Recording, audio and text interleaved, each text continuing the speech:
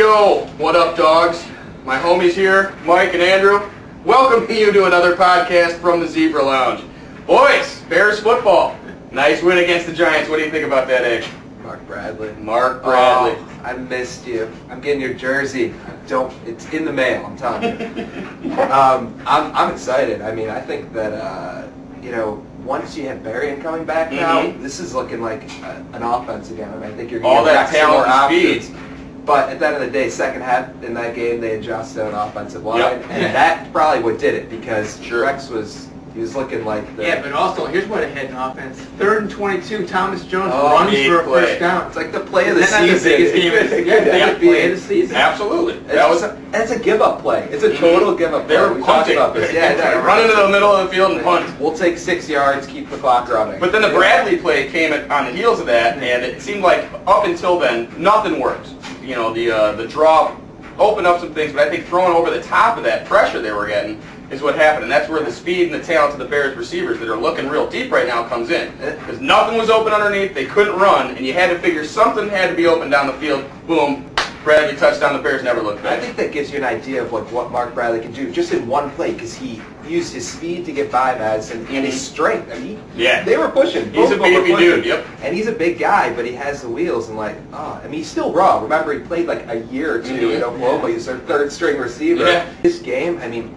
it was a disaster. It was the worst, first 20 minutes of football. Rex looked just as bad against the Giants. He got off on the second pass. Here's what I was so pissed off at. They kept saying that the goal in the Giants game is to establish the run early. They ran like one running play, and then he threw an interception. That said, they had 10 rushes, 5 yards. Yeah, that was Ended up over 100 though. I mean, they stayed committed to it, which you gotta like.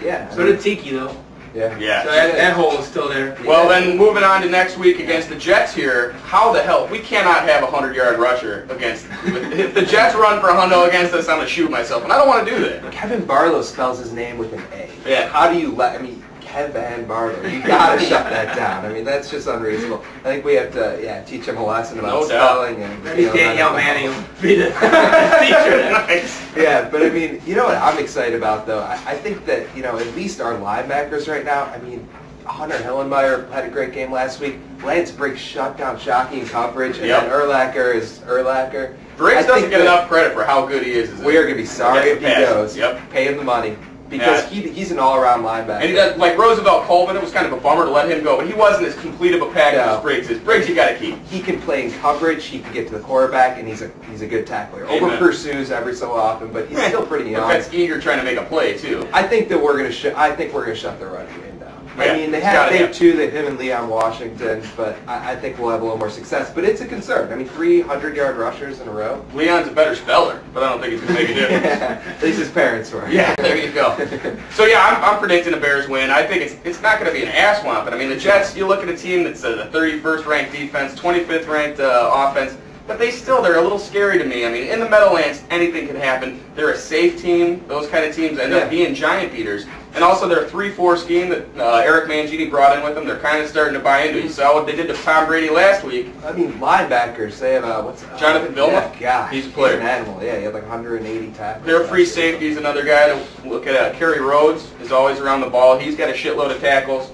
Also has 3 sacks, 2 picks, and a fumble recovery. So they got some playmakers on defense, just haven't put it all together. And sometimes it happens. You have the growing pains with a new coach and new system. So I think they're just as dangerous as the Giants were, especially. So how many points do you see the Bears putting up on these guys? I think it could be like 24. I'm thinking 24-10.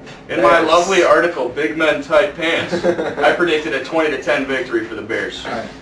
And you, sir? I was going to say 17-13. Nice. I like. Okay. Once again, Tree Bears wins out of the Tree Bears here. You got to like it. New York. Going down. 2 weeks. The sweep, the Jersey sweep. I'll say, by the way, can I say last week, hearing New Yorkers quiet, it's such a rarity, but God, that was so nice at the end of that game. Take that, you puss bags! All right, we're shutting down New York once again. For Mike and Andrew, I'm Mike, saying go Bears!